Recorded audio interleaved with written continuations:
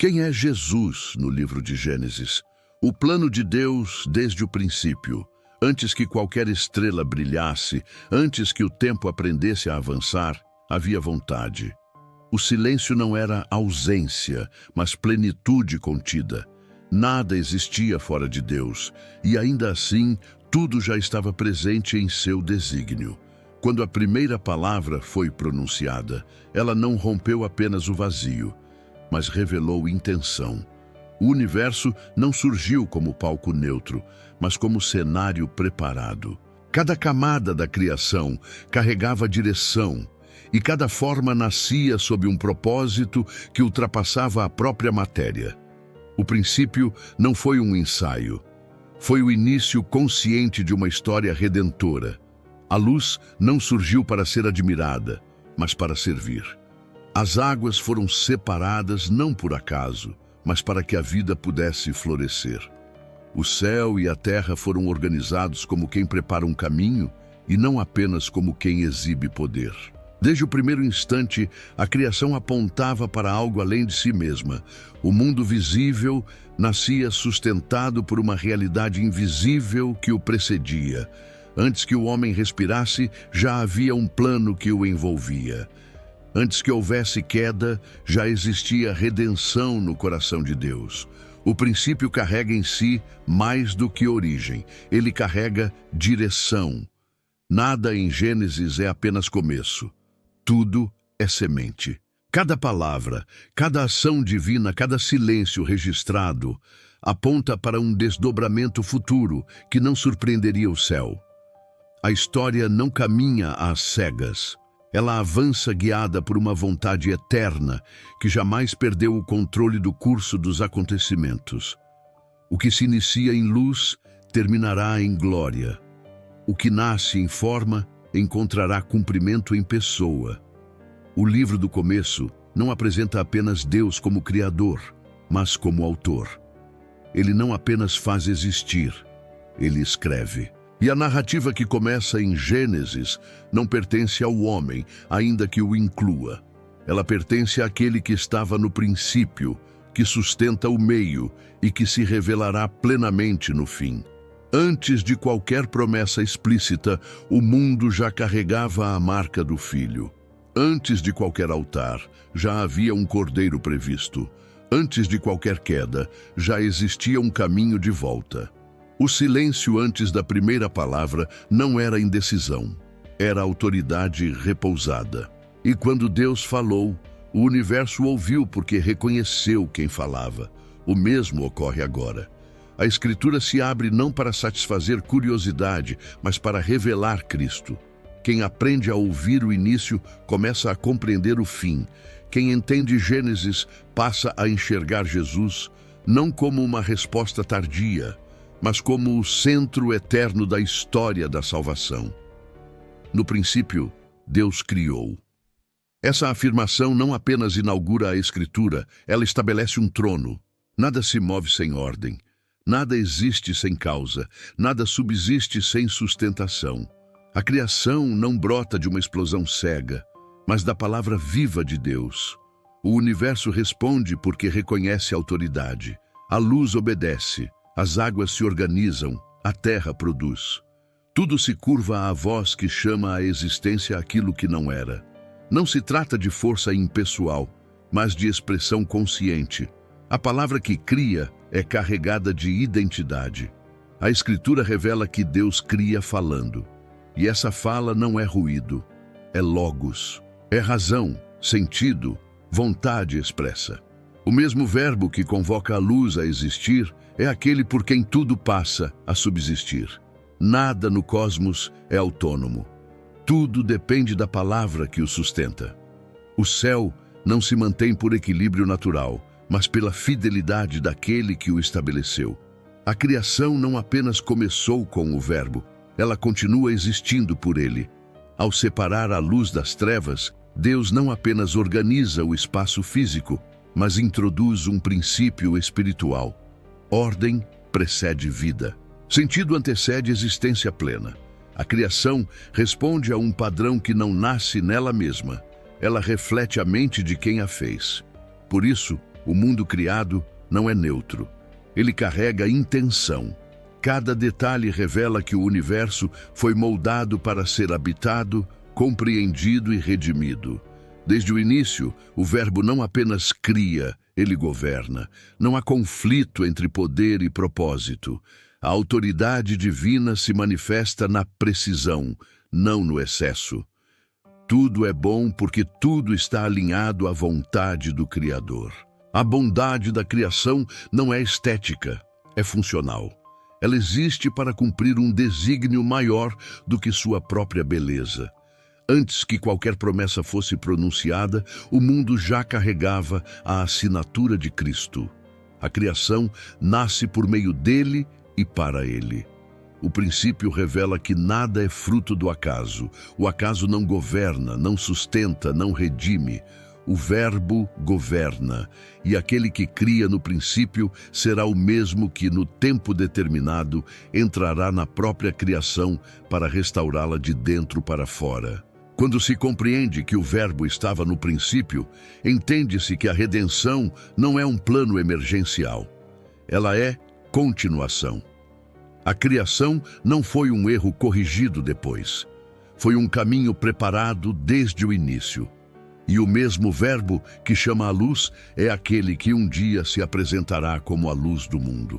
O princípio já anuncia o Cristo que virá. Quando o homem é formado do pó da terra, não nasce apenas uma criatura entre outras. Há uma solenidade no gesto divino que não se repete em nenhum outro ato da criação. Deus não fala à terra para que produza o homem. Ele se inclina, toca, molda e sopra. O barro recebe fôlego porque recebe algo que procede do próprio Deus. A vida humana começa marcada por proximidade. O homem surge não apenas criado, mas relacionado. Ser feito à imagem e semelhança de Deus não significa compartilhar sua essência, mas carregar um reflexo. A imagem não aponta para a autonomia, mas para a representação. O homem existe como sinal visível de uma realidade invisível. Ele é colocado no mundo como alguém que reflete, não como alguém que origina. Desde o início, a humanidade nasce olhando para fora de si mesma, ainda que não compreenda plenamente para onde esse olhar a conduz. A imagem impressa no homem não encontra seu significado completo nele próprio. Ela aponta para algo maior, mais antigo e mais perfeito. O reflexo pressupõe um modelo. A semelhança exige uma referência. A Escritura revela que essa imagem encontra sua plenitude no Filho Eterno, aquele que é a imagem exata de Deus. O homem é criado à imagem de Deus porque Deus já contempla o Filho. A humanidade não antecipa Cristo por acaso. Ela o antecipa por design. No Éden, antes da queda, o homem vive em estado de correspondência. Ele caminha com Deus, escuta sua voz e exerce domínio que não nasce da força, mas da delegação. A autoridade humana é reflexo da autoridade divina. O governo sobre a criação não é tirania, é mordomia. Tudo aponta para uma ordem em que o homem existe para representar o caráter de Deus no mundo criado. O jardim não é apenas um lugar de abundância, é um espaço de encontro. Árvores, rios e caminhos não são descritos para satisfazer curiosidade geográfica, mas para revelar que a criação foi feita para comunhão. O homem não é colocado em um deserto hostil, mas em um ambiente preparado. Tudo ali coopera para a vida, para o descanso e para a relação. O Éden revela o que a criação deveria ser quando alinhada ao propósito divino. Mesmo antes do pecado, o Éden carrega uma expectativa. O homem é criado bom, mas não completo em si mesmo. Ele recebe uma missão, uma responsabilidade e um limite. A presença do mandamento revela que a obediência sempre foi parte da relação com Deus. A liberdade não nasce da ausência de limites, mas da confiança naquele que estabelece o limite. A imagem de Deus no homem inclui a capacidade de responder, escolher e se submeter. A criação da mulher aprofunda esse mistério. O homem não encontra em si mesmo aquilo que lhe corresponde. Deus forma alguém semelhante, não inferior, não concorrente, mas complementar. A união revela algo que ultrapassa o casal. Dois tornam-se um, apontando para uma unidade mais profunda que ainda será revelada. Desde o princípio, a relação humana carrega ecos de uma verdade maior. O Éden não é apenas o cenário do começo, é uma sombra do que viria. A imagem impressa no homem, a comunhão com Deus e a harmonia da criação apontam para um cumprimento futuro. Aquilo que foi refletido no primeiro homem será plenamente revelado no último. O Filho Eterno, que é a imagem perfeita, entrará na história para restaurar aquilo que o reflexo perdeu. A humanidade começa como antecipação de Cristo, ainda que só venha a compreendê-lo quando ele se manifestar. A serpente não invade o jardim com violência, ela entra pela palavra. A ruptura não começa com um ato externo, mas com uma distorção interna. A dúvida é semeada antes da desobediência, e o olhar do homem começa a se deslocar lentamente da confiança para a suspeita. Deus havia falado com clareza, mas agora sua palavra é colocada sob julgamento. O que estava estabelecido como verdade passa a ser reinterpretado. O pecado nasce quando a voz do Criador deixa de ser a referência final. A queda não surpreende o céu. O silêncio divino durante o diálogo não é ausência, é testemunho. O homem escolhe ouvir outra voz, e ao fazê-lo, escolhe outro caminho. O fruto não carrega poder mágico. Ele apenas sela uma decisão já tomada no coração. O rompimento acontece antes da mordida. A desobediência externa apenas revela uma ruptura interna que já se formava. Quando os olhos se abrem, o que se vê não é iluminação, mas vergonha. A consciência desperta para a perda. O homem percebe que algo se rompeu, ainda que não consiga nomear o que foi perdido. A nudez que antes não causava temor, agora exige cobertura. O medo surge onde antes havia comunhão. A fuga substitui o encontro. O homem se esconde não porque Deus deixou de ser bom, mas porque ele deixou de confiar. A voz de Deus ecoa no jardim com uma pergunta que atravessa os séculos. Onde estás? Não é um pedido de localização, é um chamado ao reconhecimento. Deus não ignora o que aconteceu. Ele conduz o homem a encarar sua própria condição. A confissão revela mais do que culpa, revela deslocamento. O homem não está mais onde deveria estar porque escolheu não permanecer. O juízo é pronunciado, mas não sem propósito. Cada palavra carrega consequência, mas também direção. A terra é afetada, o trabalho se torna penoso, a relação humana é marcada por tensão. O pecado não permanece isolado. Ele se espalha, contamina, distorce. Ainda assim, no centro da sentença, uma promessa emerge. A descendência da mulher pisaria a cabeça da serpente. O mal feriria, mas não venceria. Essa promessa não é um consolo genérico. Ela é específica, direcionada, carregada de esperança futura. A redenção não nasce como reação desesperada. Ela é revelada como continuidade de um plano já existente. O Redentor não surge porque o homem caiu. Ele é anunciado porque o amor de Deus não falhou. A ferida aberta no Éden já conhece o remédio que a fechará.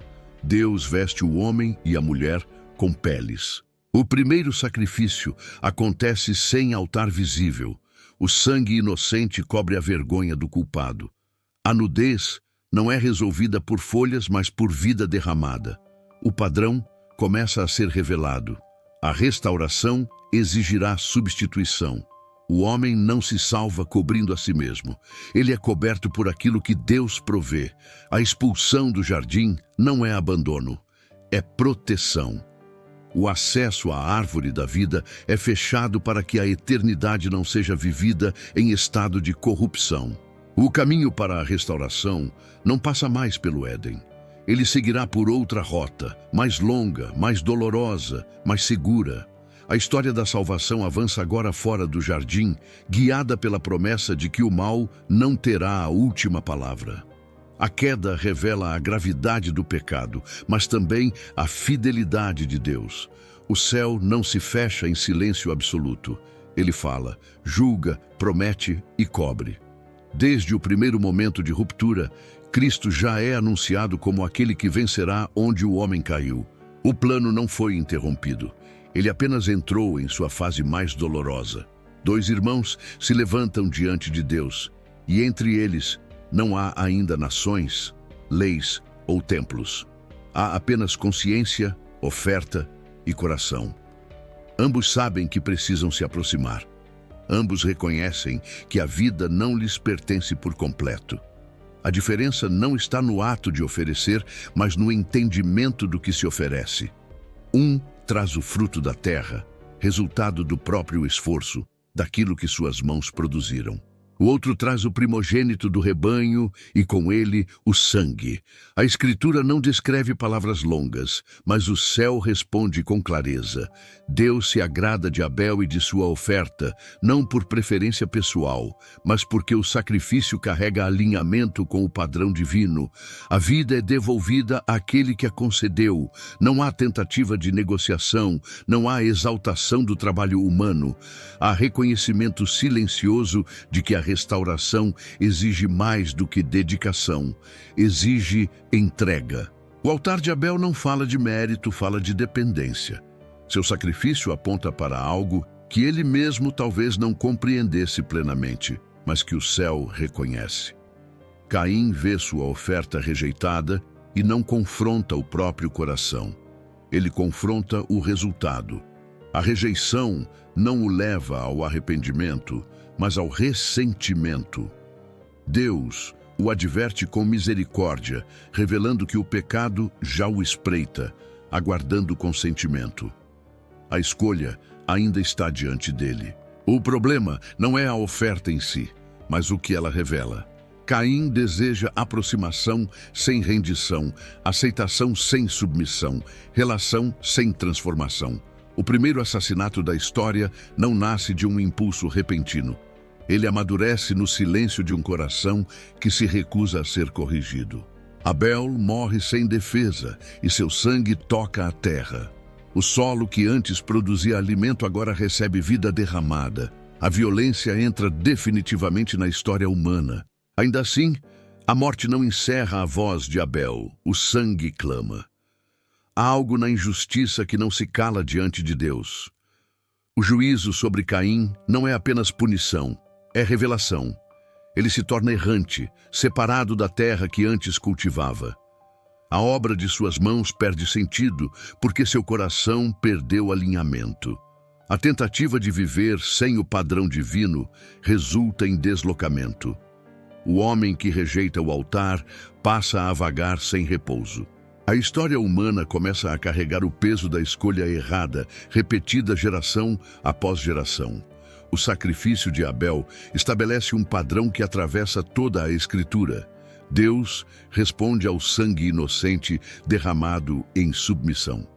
Não é o esforço humano que restaura, mas a provisão divina aceita pela fé.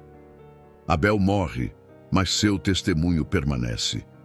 Ele aponta para um sacrifício maior, definitivo, que também seria rejeitado pelo mundo, mas aceito pelo céu.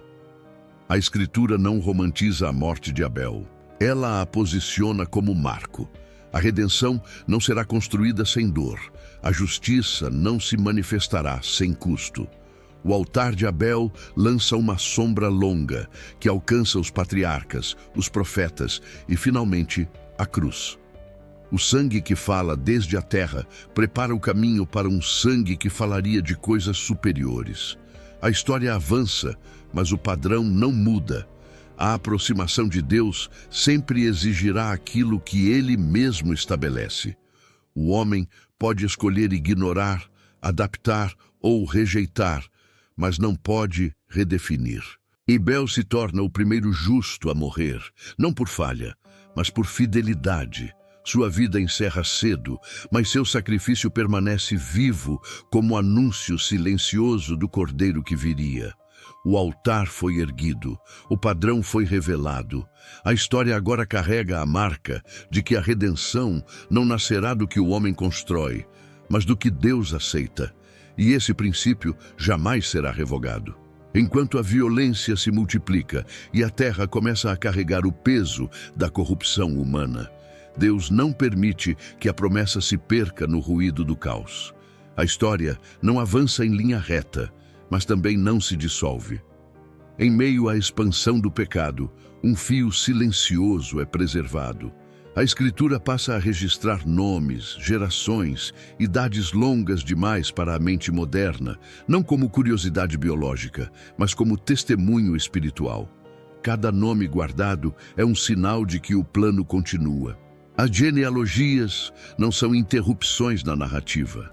Elas são a própria narrativa avançando sem alarde. Em um mundo onde a violência cresce e a consciência se obscurece, Deus mantém viva uma linhagem. Não é a linhagem dos mais fortes nem dos mais influentes, mas daqueles por meio de quem a promessa não se apaga. A fé não se espalha como império. Ela sobrevive como semente. 7 gerações após Adão surge Enoque, um homem que anda com Deus em um tempo de degradação crescente. Ele não constrói cidades, não lidera exércitos, não deixa discursos. Sua marca é o relacionamento. Ele não experimenta a morte porque sua vida aponta para algo além dela. Enoque se torna um sinal vivo de que a comunhão com Deus transcende a queda. Sua ausência súbita do mundo não é fuga, é testemunho. A morte não tem domínio absoluto sobre aqueles que caminham com o Senhor. As gerações seguem e a corrupção avança. O texto sagrado não suaviza o diagnóstico. E maldade se espalha. O pensamento humano se inclina continuamente para o mal e a terra se enche de violência. Ainda assim, a promessa não é abandonada. Deus observa, pesa, julga, mas não se afasta. O plano não depende da pureza coletiva, mas da fidelidade divina. No meio dessa geração corrompida, surge Noé. A Escritura não o apresenta como perfeito, mas como justo diante de Deus. Sua justiça não nasce de superioridade moral, mas de alinhamento. Noé anda com Deus da mesma forma que Enoque andou. A linhagem da promessa não se sustenta por genialidade humana, mas por obediência perseverante. Quando tudo parece perdido, Deus preserva um homem, uma família e com eles o futuro da redenção. A genealogia conduz até Noé, não para criar expectativa numérica, mas para mostrar continuidade. A promessa feita no Éden não foi esquecida, diluída ou reformulada. Ela atravessa gerações silenciosas, sustentada por homens comuns que escolheram andar com Deus em tempos difíceis. A fé não é espetáculo. Ela é persistência. Cada nome registrado carrega mais do que descendência biológica. Carrega responsabilidade espiritual. A promessa não é transmitida por herança genética, mas por fidelidade ao chamado. O plano avança, porque Deus se mantém fiel mesmo quando a humanidade se afasta. As genealogias revelam que o tempo não enfraquece a palavra divina. Ele apenas testa a constância daqueles que a carregam. Antes que o juízo venha, Deus mostra que nunca age sem preservar um caminho de salvação. A linhagem que preserva a promessa prepara o terreno para o próximo grande movimento da história redentora. O mundo se aproxima do colapso moral, mas o plano de Deus não colapsa. Ele se concentra. A narrativa segue em direção às águas que purificam e julgam. O fio da promessa permanece firme, mesmo quando tudo ao redor parece se romper. A história ainda não chegou ao seu ponto mais escuro, mas a luz não se apagou. Ela foi guardada. Quando a corrupção alcança todas as esferas da vida humana, Deus não reage com pressa nem com hesitação. O diagnóstico é claro, o tempo é pleno, e a decisão é justa. A terra foi tomada por violência, não apenas como ato externo, mas como estado interior. A criação que nasceu ordenada agora geme sob o peso da desordem humana. Ainda assim, antes que o juízo se manifeste, Deus revela a salvação. A arca surge como palavra silenciosa, em meio a um mundo que já não escuta. Noé recebe instruções detalhadas, não porque Deus seja excessivo, mas porque a salvação não admite improviso. Cada medida, cada material, cada divisão interna carrega propósito. A arca não é fruto de imaginação humana, mas de revelação divina. Ela não flutua por habilidade técnica, mas por obediência. Em um mundo que constrói cidades para exaltar o próprio nome, Noé constrói um instrumento de salvação em resposta a uma palavra que só ele parece ouvir. A arca não é um refúgio coletivo aberto a múltiplos caminhos. Ela é um corpo único, com uma única porta. O acesso não depende de mérito, mas de entrada. Fora dela, não há alternativa.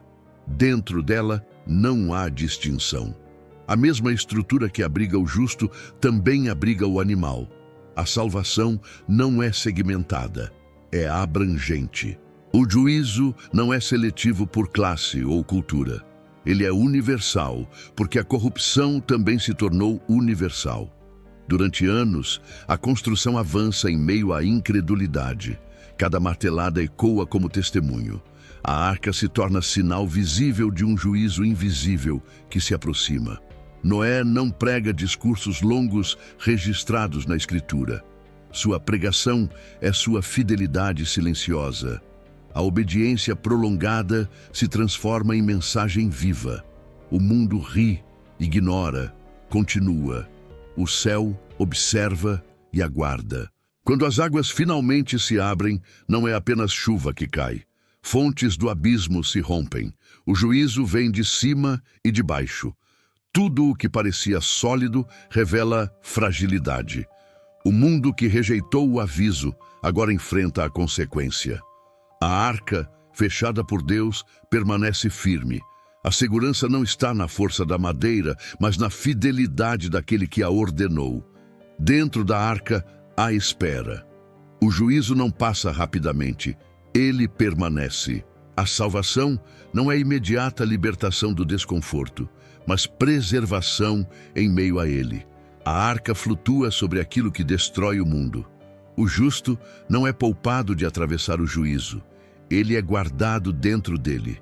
Essa verdade ecoa além das águas, alcançando a própria essência da redenção futura. Quando as águas começam a baixar, o mundo já não é o mesmo.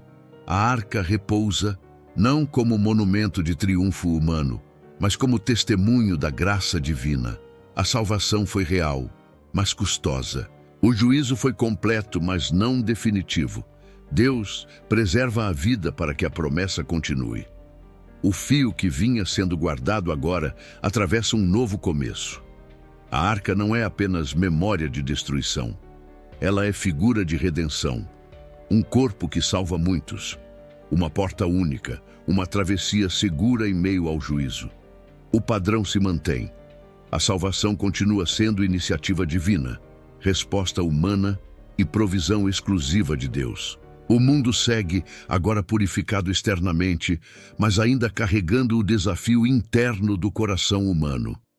O juízo não encerra a história, ele a redefine.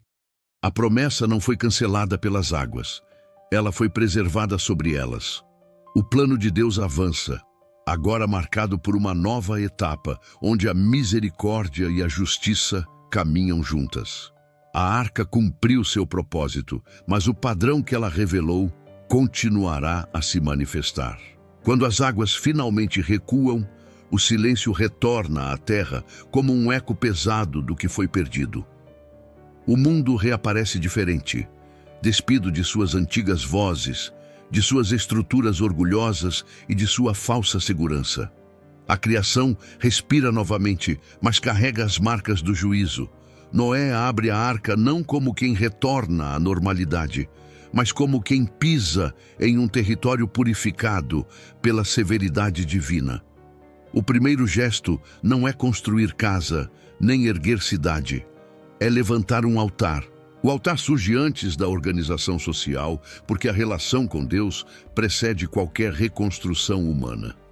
O sacrifício sobe como aroma agradável, não por sua forma, mas por seu significado. Ele reconhece que a vida preservada não foi conquista, mas misericórdia.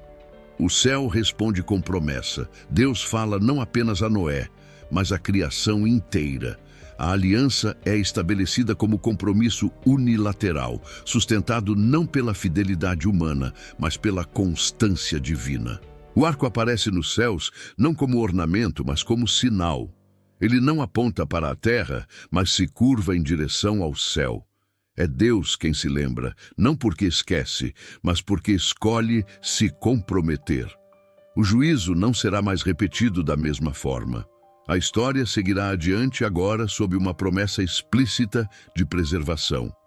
O mundo continua imperfeito, mas não está abandonado. Ainda assim, a Escritura não idealiza esse novo começo. Noé, o justo, revela fragilidade. A queda não foi apagada pelas águas. O pecado permanece à espreita no coração humano. O descanso após o juízo não é consumação, é intervalo. A redenção avança, mas ainda não chegou ao seu cumprimento final. O homem continua necessitando de algo que nenhuma aliança externa pode plenamente resolver. A bênção pronunciada sobre Noé ecoa a criação original: frutificar, multiplicar, governar. O propósito inicial não foi revogado, ele foi reafirmado. Deus não desiste de seu desígnio, mesmo conhecendo a inclinação humana. A fidelidade divina não depende da perfeição do homem. Ela nasce da fidelidade do próprio Deus, ao que prometeu desde o princípio. O descanso após o juízo revela uma verdade profunda. Deus não age por impulso. Ele julga, mas também preserva. Ele disciplina, mas também sustenta. A aliança com Noé prepara o cenário para um avanço ainda mais específico do plano redentor. A história não recomeça do zero. Ela prossegue com mais clareza, carregando agora sinais visíveis do compromisso divino com a vida. O mundo segue sob o arco da promessa, mas ainda aguarda algo maior. O descanso oferecido após o dilúvio não satisfaz plenamente a sede humana por restauração. Ele aponta para um descanso futuro, mais profundo, definitivo. O juízo foi contido, mas o pecado ainda precisa ser vencido em sua raiz. A terra está pronta para receber um novo chamado. A promessa preservada agora buscará um homem específico, uma família, uma linhagem que carregará o plano de Deus com mais nitidez. O descanso após o juízo não encerra a narrativa. Ele a prepara para um chamado que mudará o curso da história. De uma terra marcada por ídolos e narrativas falsas sobre deuses que não falam, Deus chama um homem pelo nome. A voz não compete com o ruído do mundo. Ela se impõe pela autoridade de quem conhece o fim desde o princípio. Abraão não recebe um mapa detalhado, nem garantias visíveis. Ele recebe uma palavra. O chamado não é apenas geográfico, é espiritual. Sai da tua terra, da tua parentela e da casa de teu pai não significa apenas deslocamento físico, mas separação interior. Para que a promessa avance, algo precisa ser deixado para trás. A obediência de Abraão não nasce da compreensão plena, mas da confiança. Ele parte sem saber para onde vai, sustentado apenas pela certeza de quem o chamou. A fé se manifesta antes de qualquer cumprimento. Deus promete terra, descendência e bênção quando nada disso parece possível. A esposa é estéril, o futuro é incerto, o presente é instável. Ainda assim, a promessa é pronunciada com firmeza. O plano de Deus começa a se concentrar em um homem para alcançar todos os povos. A aliança não é construída por barganha. Deus se compromete unilateralmente. Ele promete fazer de Abraão uma grande nação, não porque Abraão seja grande, mas porque Deus é fiel. A bênção não termina nele, ela o atravessa. Todas as famílias da terra seriam alcançadas por meio daquele chamado. A redenção começa a ganhar contornos universais, a partir de um ponto específico. O plano não se limita, ele se direciona. A caminhada de Abraão é marcada por altares e tendas. Ele não constrói cidades permanentes, porque sabe que não pertence definitivamente àquele lugar. Cada altar erguido é uma declaração silenciosa de dependência. Cada tenda desmontada é um testemunho de peregrinação. A fé aprende a viver em movimento, sustentada por promessas que ainda não se tornaram visíveis. O chamado separa Abraão do mundo, sem isolá-lo do propósito divino para o mundo. Deus reafirma sua promessa ao longo do caminho. O silêncio não é abandono, é prova. A fé amadurece na espera. Abraão erra, hesita, tenta proteger a promessa com estratégias humanas. Mas Deus permanece fiel. A aliança não se desfaz diante da fraqueza humana. Ela se fortalece. O plano não depende da perfeição do patriarca, mas da fidelidade do Deus que o escolheu. Quando Deus sela a aliança, o gesto não deixa espaço para dúvida. A promessa não será sustentada pela capacidade humana. Deus passa sozinho entre os sacrifícios, assumindo sobre si o peso do compromisso. A descendência prometida não nascerá do esforço, mas da intervenção divina. A fé é creditada como justiça antes de qualquer rito, antes de qualquer lei. O relacionamento com Deus é estabelecido sobre confiança, não sobre desempenho. O chamado de Abraão marca uma transição decisiva na história da redenção. A promessa agora tem nome, linhagem e direção. O filho prometido começa a ser traçado na história humana com mais clareza. A esperança deixa de ser apenas anúncio distante e passa a caminhar sobre a terra, ainda que em forma de promessa. O plano de Deus segue avançando, agora carregado no ventre de uma promessa aparentemente impossível. O mundo continua. As nações se formam, os reinos se erguem, mas algo mudou silenciosamente. Deus escolheu um homem para iniciar uma linhagem que conduziria à restauração de todos. O chamado que separa também prepara. A fé que obedece sem ver se torna o solo onde a promessa floresce. A história segue, agora conduzida por uma promessa que não falhará. O monte se ergue diante deles como um lugar comum, mas o peso do que está prestes a acontecer o torna único. Abraão caminha em silêncio, não por falta de palavras, mas porque algumas obediências não se explicam.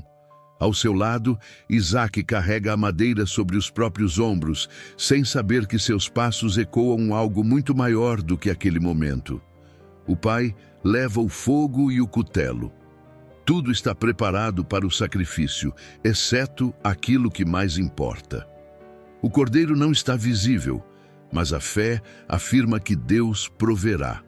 A pergunta de Isaque rompe o silêncio com inocência e profundidade. Onde está o cordeiro? A resposta de Abraão não nasce de evasiva, mas de confiança amadurecida. Deus proverá para si o cordeiro. Ele não diz que encontrará, ele afirma que será provido. A promessa que sustentou sua caminhada por décadas agora é colocada sobre o altar. O filho da promessa se torna o sacrifício exigido.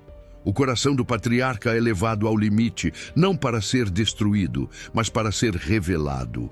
Abraão não age por fanatismo, ele age por confiança no caráter de Deus. Aquele que prometeu é poderoso para cumprir, mesmo que isso exija caminhos que a razão não consegue mapear. A obediência não anula a dor, ela a atravessa. Cada passo em direção ao altar aprofunda o conflito interno, mas também fortalece a convicção de que Deus não falha.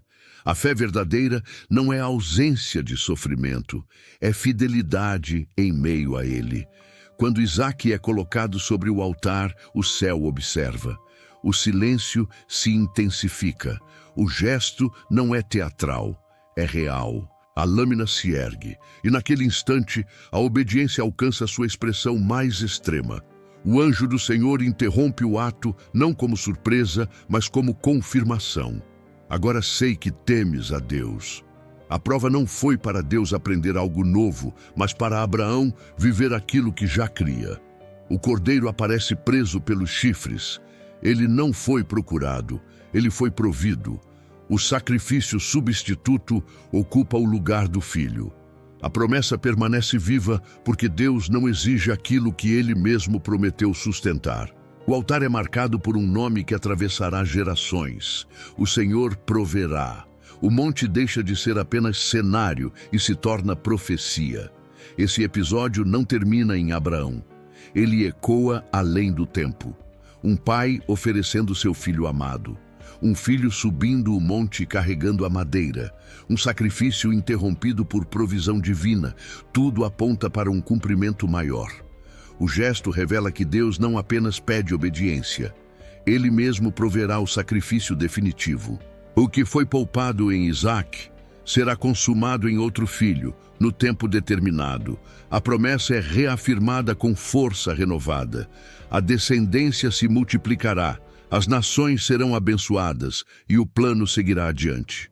A fé de Abraão não apenas preserva a promessa, ela revela a natureza do Deus que promete.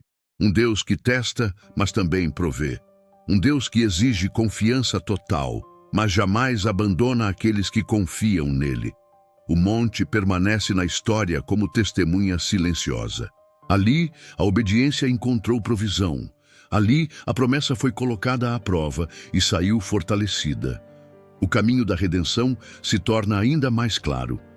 O filho prometido não será poupado como Isaque foi. Ele será entregue. O plano avança, agora carregando a sombra da cruz com ainda mais nitidez. A noite envolve Jacó como um manto pesado de incerteza. Ele foge não apenas do irmão, mas das consequências de suas próprias escolhas. O caminho que percorre não foi traçado por coragem, mas por necessidade. Quando o cansaço o vence, ele se deita no chão duro do deserto, usando uma pedra como travesseiro. Não há altar erguido, não há ritual preparado.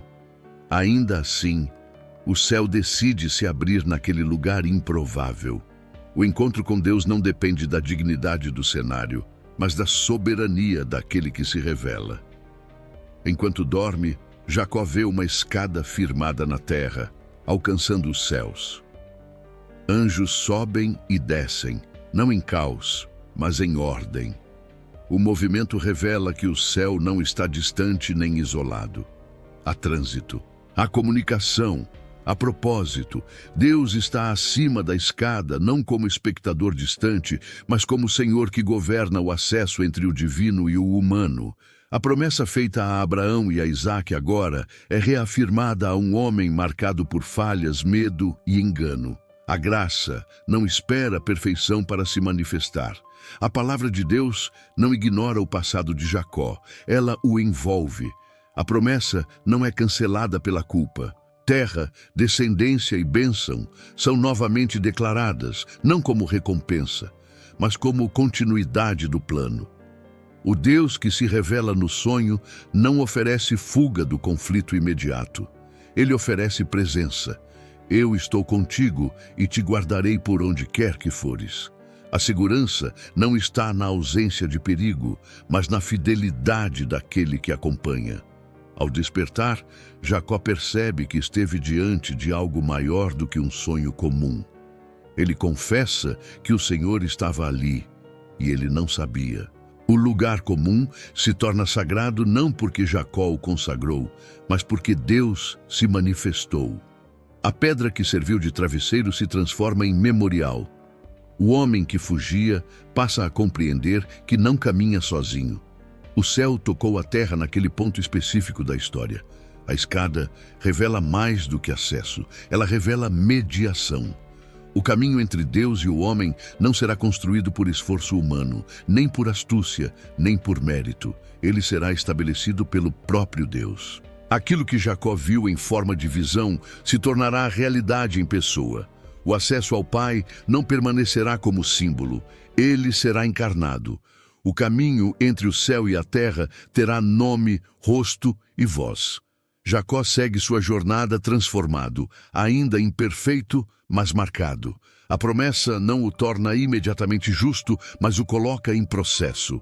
O Deus que se revela no deserto é o mesmo que o conduzirá por conflitos, confrontos e amadurecimento. A fé não elimina a luta, ela a redireciona. O homem que enganou será confrontado, quebrado e, por fim, renomeado. A visão da escada permanece como o eixo silencioso da história. O céu não se fechou após o Éden. Ele permaneceu acessível pela iniciativa divina. A promessa avança agora com ainda mais clareza. O caminho entre Deus e o homem não será restaurado por sistemas, ritos ou genealogias. Ele será personificado. A revelação no deserto prepara o coração da história para aquilo que ainda virá. Jacó segue adiante, mas o plano segue com ele. O acesso foi revelado, a promessa foi reafirmada e o caminho foi indicado. A redenção continua se desenrolando, agora apontando com mais força para o mediador definitivo entre o céu e a terra. Os sonhos de José não nascem da ambição, mas da revelação. Ainda jovem, ele enxerga algo que o tempo ainda não está pronto para sustentar. A visão que recebe não o exalta imediatamente, ela o separa. O favor de Deus, quando mal compreendido, desperta inveja antes de produzir frutos. Seus próprios irmãos se tornam instrumento de rejeição. O que deveria ser proteção se transforma em ameaça. E aquele que carrega a promessa é lançado em um poço, longe dos olhos do pai e aparentemente fora do plano. A descida de José não termina no poço. Ela se aprofunda na escravidão. Vendido como mercadoria, ele atravessa fronteiras e perde o nome, a posição e o futuro visível. O texto sagrado não descreve revolta em seu coração. Ele apenas registra a fidelidade. Mesmo como servo, José prospera, porque o Senhor está com ele. A presença divina não é removida pela injustiça humana. O plano não recua quando o caminho se torna escuro. Na casa de Potifar, José enfrenta uma tentação que poderia abreviar sua dor. O pecado oferece atalho, mas ele escolhe a fidelidade. Sua integridade o leva não à recompensa imediata, mas à prisão. A obediência nem sempre protege da injustiça. Muitas vezes ela a atravessa. Ainda assim, o Senhor permanece com José, agora atrás de grades, transformando o cárcere em lugar de preparo. O silêncio de Deus não é abandono, é lapidação.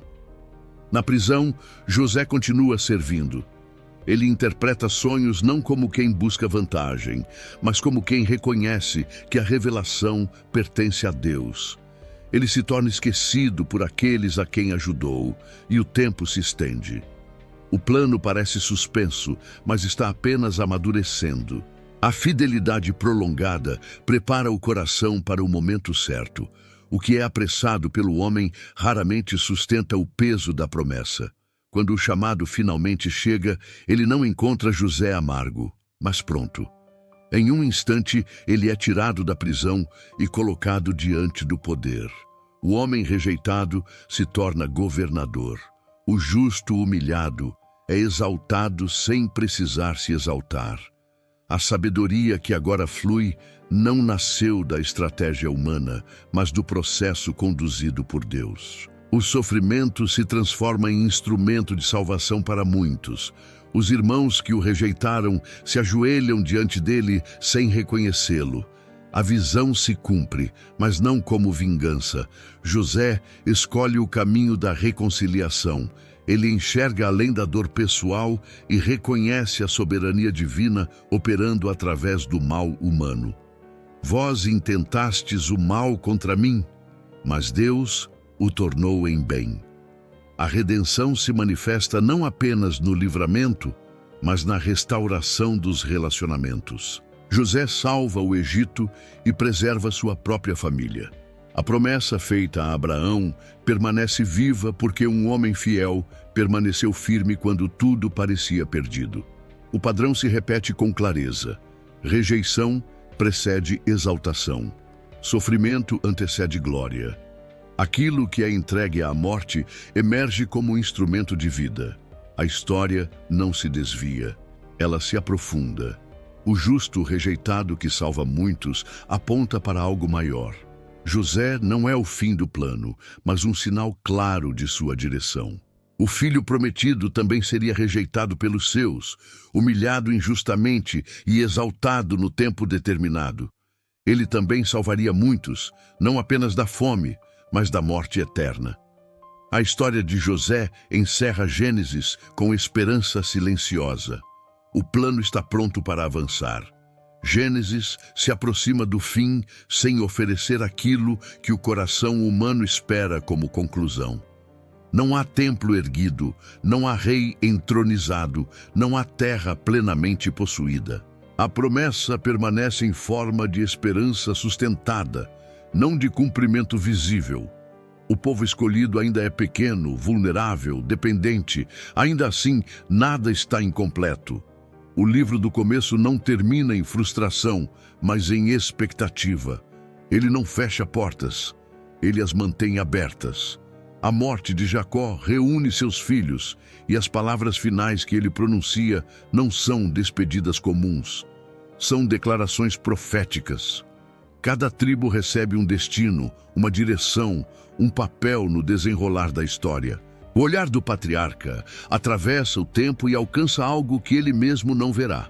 A promessa agora está fragmentada em 12 caminhos que convergem para um só propósito.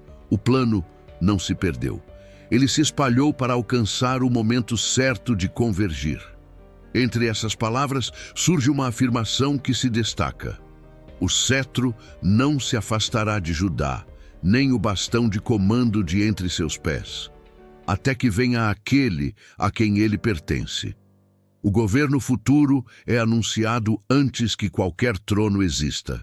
A promessa agora carrega a expectativa real de realeza.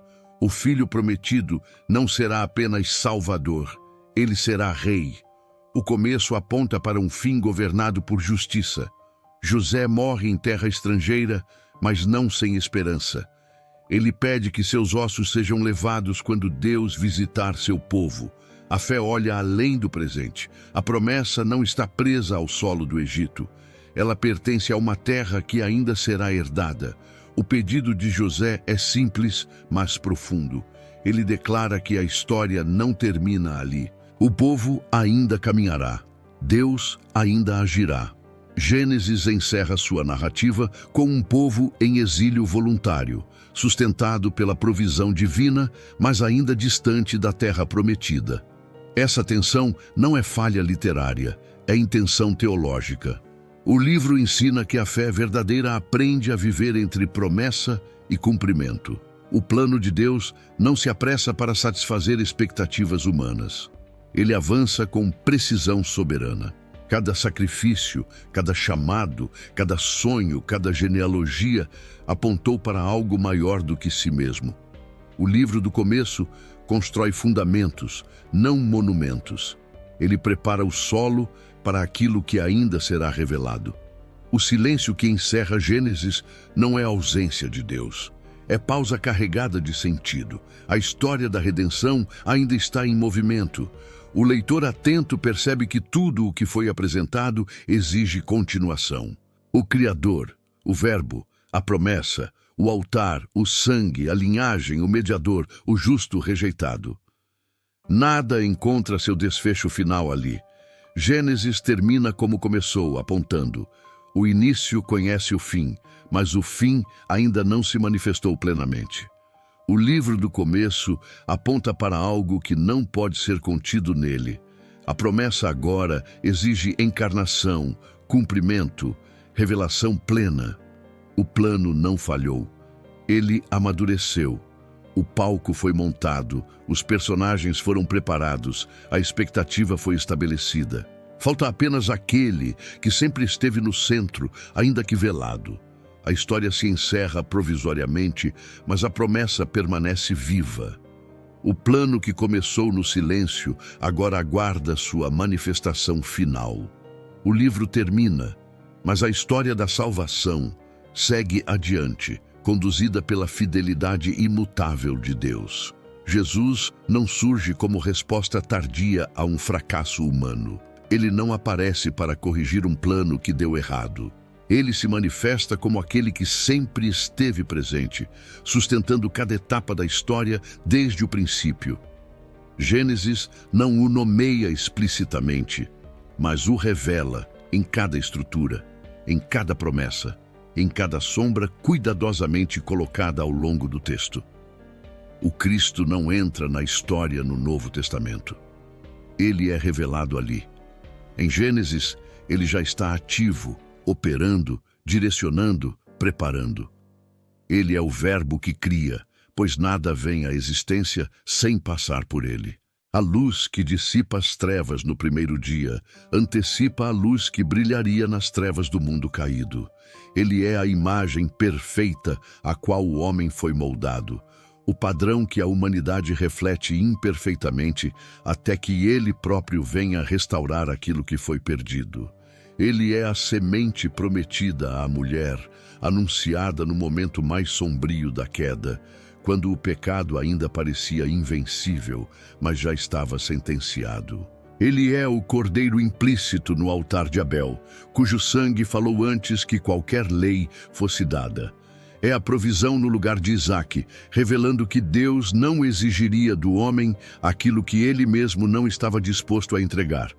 É o mediador simbolizado na escada de Jacó, o caminho vivo entre o céu e a terra, onde o acesso não é conquistado, mas concedido.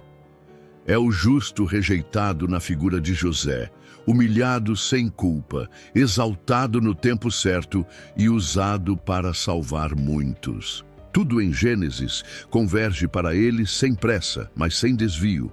O livro não oferece respostas rápidas, porque está construindo fundamentos eternos. O plano de Deus não avança por improviso, mas por revelação progressiva. Cada geração, cada história, cada promessa carrega um fragmento da identidade de Cristo, até que no tempo determinado, o que estava velado se tornasse visível. O Cristo que sempre esteve lá não precisa ser inserido à força no texto. Ele emerge naturalmente quando a Escritura é lida com atenção, reverência e coerência. Gênesis não é apenas o livro da criação, é o livro da preparação. Ele estabelece a linguagem, o padrão, o vocabulário espiritual que permitirá compreender a cruz, a encarnação e a redenção quando chegarem. O plano nunca mudou, o método nunca falhou, o silêncio nunca foi ausência. Desde o primeiro versículo, Deus estava contando uma história cujo centro era o seu filho. O início já conhecia o fim, e o fim revela o verdadeiro sentido do início. Ler Gênesis é contemplar Cristo em forma de promessa. Ler o restante das Escrituras é vê-lo em forma de cumprimento. A história da salvação não começa em Belém. Ela começa no Éden. E aquele que pisaria a cabeça da serpente, que restauraria o acesso ao Pai e que redimiria todas as coisas, já estava presente quando tudo começou. O Cristo que sempre esteve lá, continua sendo o centro de tudo o que Deus faz.